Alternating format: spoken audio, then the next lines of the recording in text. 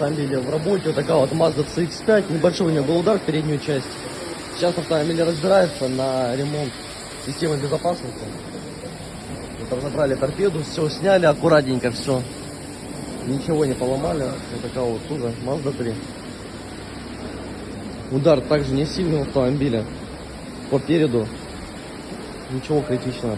Тоже снимается безопасность, будет ремонтироваться.